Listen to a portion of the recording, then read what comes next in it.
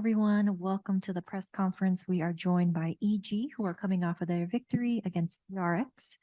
We'll start with a few written questions first, and the first one will start with a clip that will play on the TV. I wonder who it is. Buzz looks to answer back. It's not you. It ain't you. Hey, it ain't you, buddy. So it interrupts the plan for the time being. 30 seconds left. Boombot now. Ethan gets to watch what I would do. You know that it's just a 1-1 split in this rolling I think thunder. you- Be monstrous. Pushes them all back. Wait. Buzz. No way. He just draws out the knife, but he shuts him down. That is so stupid. Genius is up to 10. Unbelievable. What a reaction. What a play. Wow. That was chill. And this question goes to Brandon at Esports GG.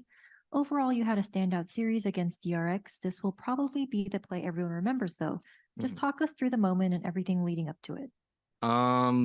Before, when Ethan and I were in a 2v2, it was just like I wanted to break his boombot, so I ran out of ammo in my stinger because Ethan breach ulted, then I used the rest of my bullets on stacks. And then when it came to the 1v1, I mean, I always have this tendency of just like, if he's close, I don't know, I just go for the knife. It's always been for me, like, I don't know, I guess it's a little troll part of me where I'm just like, I want to just knife this guy no matter what. So I guess that's just me. Thank you. And the next question will also follow a clip. Yeah.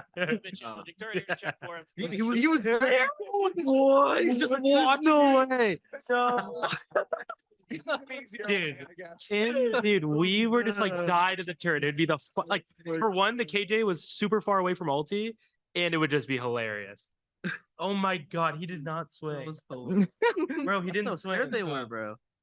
And I didn't know he was there. That is Oh insane. my god, that's hilarious.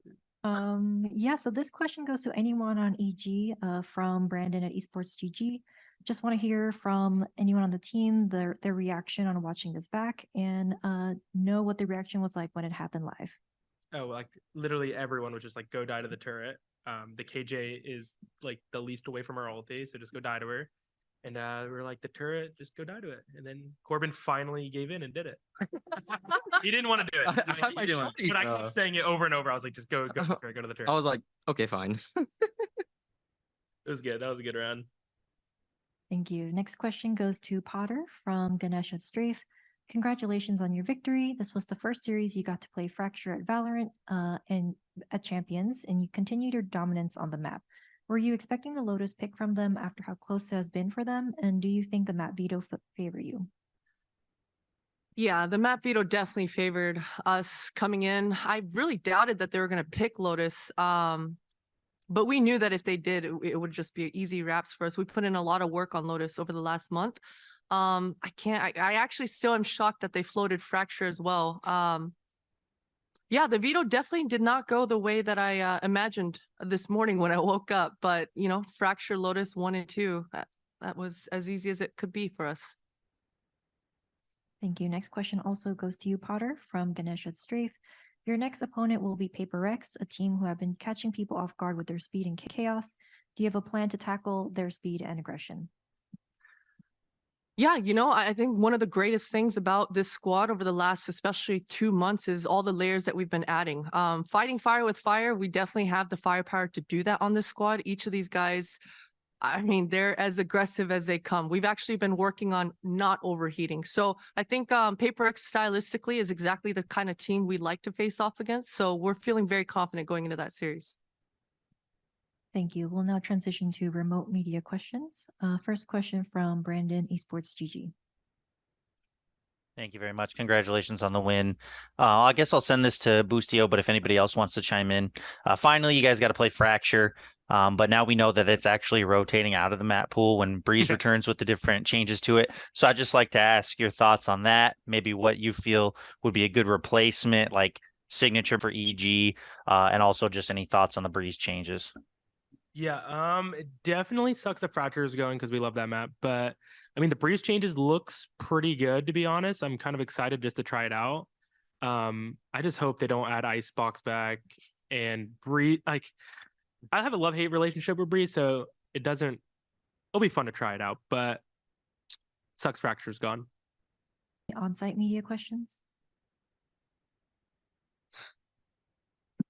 Hi, these are from the Valorant competitive subreddit. I know the last press conference we talked a lot about Demon One and the change from being a duelist to a controller.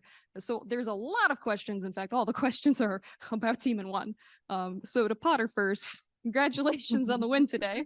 We've seen a switch up in your comps recently. Demon One is now playing controller on more maps than before. You know, what's the thought process behind that? And is I don't that like hopping. I was gonna say, is it related to the op stuff? Yeah. Yeah, definitely related to the op stuff, for sure. But it's tricky to say. It just comes down to the op. Simply put, it just comes down to the op. We wanted to be able to create as consistent systems as possible, and Max not always feeling the op kind of played a role in that. But also Boosty is just such a good opera as well. I mean, you've seen it on KJ. And so I think for the last month, we've just consistently been trying to figure out what all our strengths actually are, and Boosty on the op is one of them. Awesome. And to follow up for Demon One, you've had a huge jump in performance in playoffs compared to groups and even Tokyo. Is this just good form, or did you change something about your decision making? No, I didn't do anything. I'm just playing the game.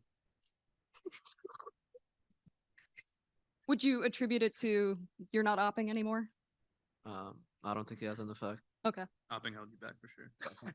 I was holding it back. There you go. I think also I'll just piece in. I think maybe his stats weren't as good as in Tokyo and like the group stage, but I think if you just like watch him play, he is like the best player in the world or one of the best players in the world.